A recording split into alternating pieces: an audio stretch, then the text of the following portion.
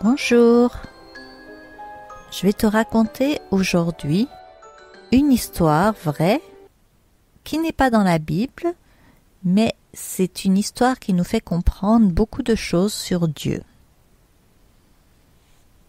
C'est le petit bateau qui m'appartient doublement. Jacques aime la mer et les bateaux. Lorsqu'il passe une journée entière au port, c'est pour lui une des plus grandes joies qu'il peut connaître.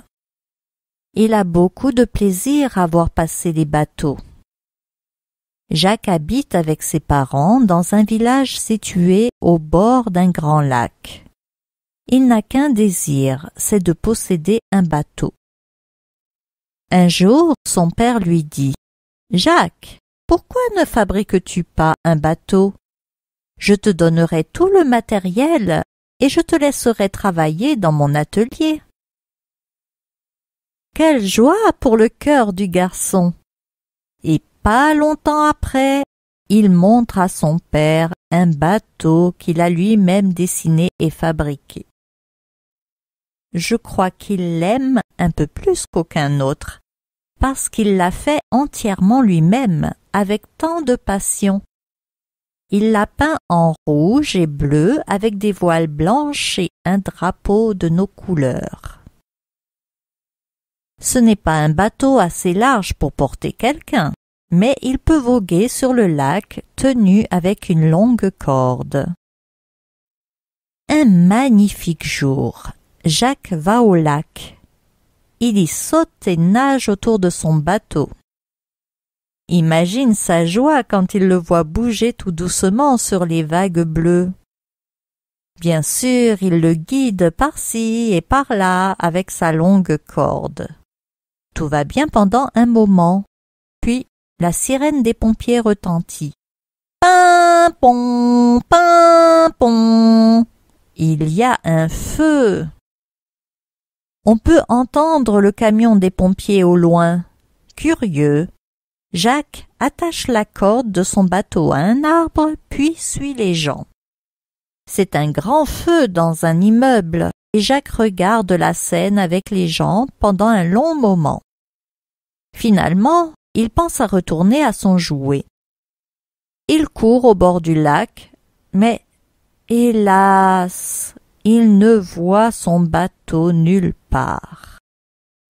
Il cherche le long de la berge, mais en vain, aucune trace de son bateau rouge, bleu et blanc.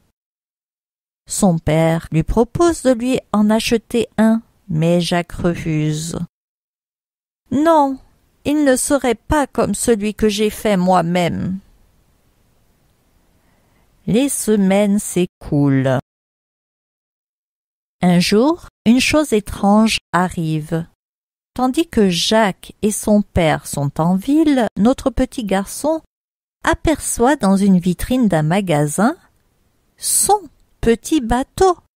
« Oh papa !»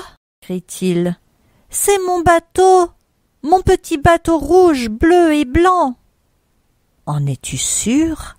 demande son père.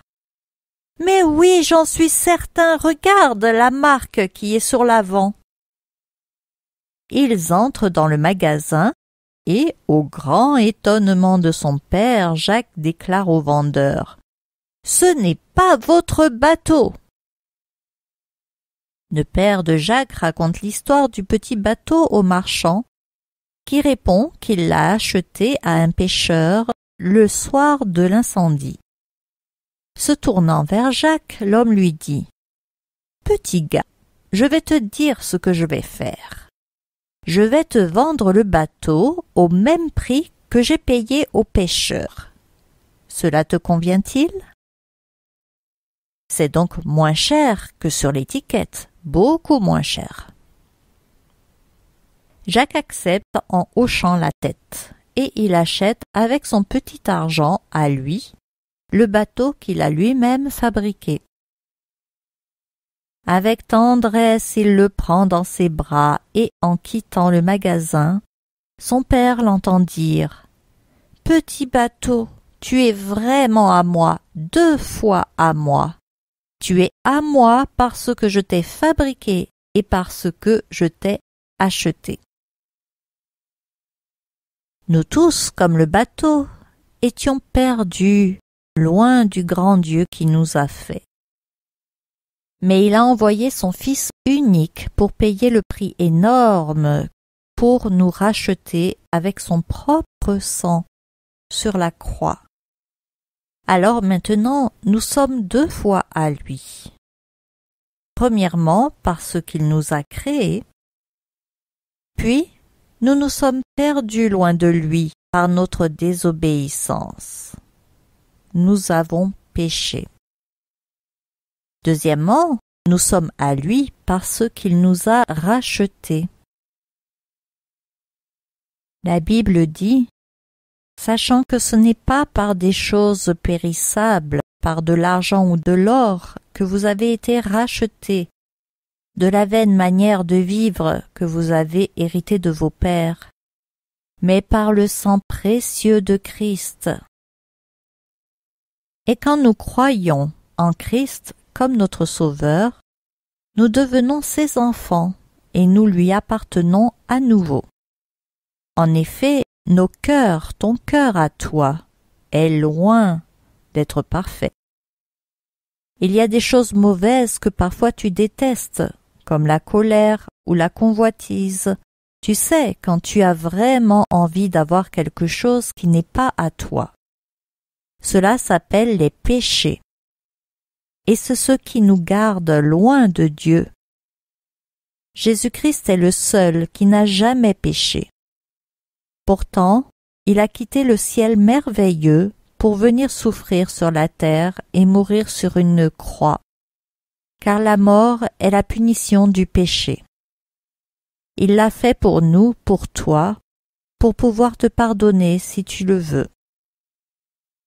Alors, si tu veux qu'il devienne ton sauveur vraiment de tout ton cœur, tu peux prier avec moi. Seigneur Jésus, c'est vrai, mon cœur est mauvais. Même quand je veux faire le bien, je fais souvent le mal, des bêtises, des mensonges. Je te demande pardon. Je te demande pardon pour tous mes péchés. Même pour ceux que je ne connais pas, parce que je m'en rends même pas compte. Seigneur Jésus, je crois que tu es parfait, que tu es Dieu, et pourtant tu es mort sur la croix, pour moi, à ma place. C'était ma punition, mais tu l'as fait pour moi. Alors, sauve-moi.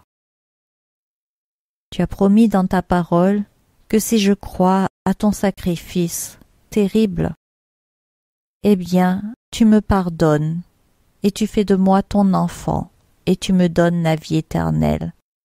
Alors je crois tout cela de tout mon cœur, et je veux te dire merci, merci, merci. Amen. Notre histoire est finie. À bientôt.